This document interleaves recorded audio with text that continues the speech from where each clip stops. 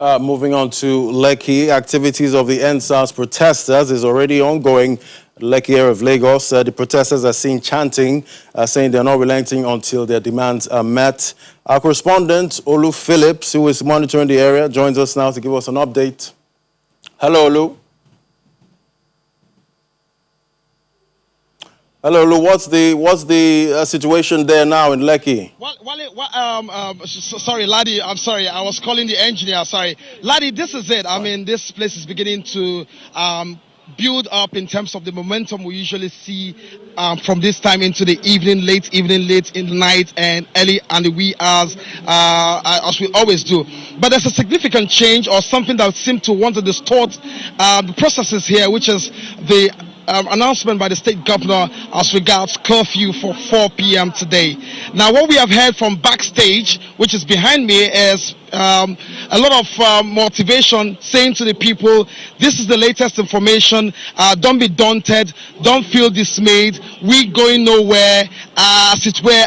And they have developed some kind of a strategy which says that well, when it comes to curfew means wherever you are, you stay there where the curfew meets you. So apparently, for them, the curfew is going to meet them here at 4 p.m. and they have said it vehemently that they're going nowhere, and they're not sure how government is going to do this, but they are very resolute about staying here. And I'm going to speak again to a protester who also shared his views with me on what do you make of the curfew for 4 p.m. I think this is unrealistic.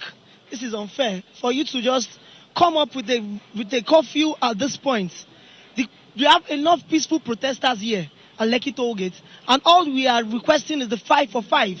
So bringing out a curfew around 12 to that everybody should leave at 4 p.m. is not good enough.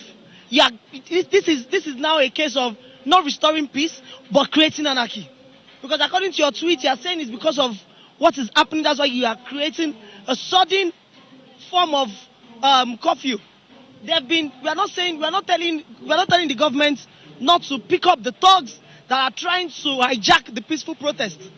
We are telling them we have not been seeing police acting out to work with us.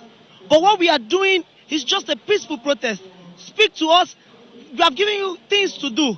We have given you the actions to take. But all of a sudden, there's a curfew coming. What are you going to do when it is 4 o'clock? When it's 4 o'clock, we are all going to converge here. We are staying here. We are not leaving this spot. Curfew is meant wherever you are. When you have a curfew, is where you are meant to stay. So we are going to be here. We are not harmed. We have just bottled water and what we drink. We'll sit down on the floor. If the armies are coming, we'll be here just sitting down, and we'll keep telling the government what we really want. Do you also appreciate that what the government is trying to do is to restore some kind of sanity? A police station has been burnt down in Orile, and a lot of people are beginning to extort people, and you guys are not able to bring in those who have perpetuated themselves to really make this process skewed a bit. Yes, we appreciate what the government is doing, but there are better ways to go about it.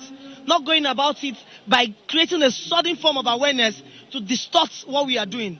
All the places where there have been issues, the government is entitled to send in securities to pick up all the thugs that are there. All the places that have had issues. At Orile, you will never see a placard up there. You will never see people trying to speak up. But here that people are trying to protest peacefully, you are creating a curfew statewide. It is unacceptable. So we will be here. It's a 24-hour curfew. We will be here from 4 p.m. to 4 p.m. tomorrow.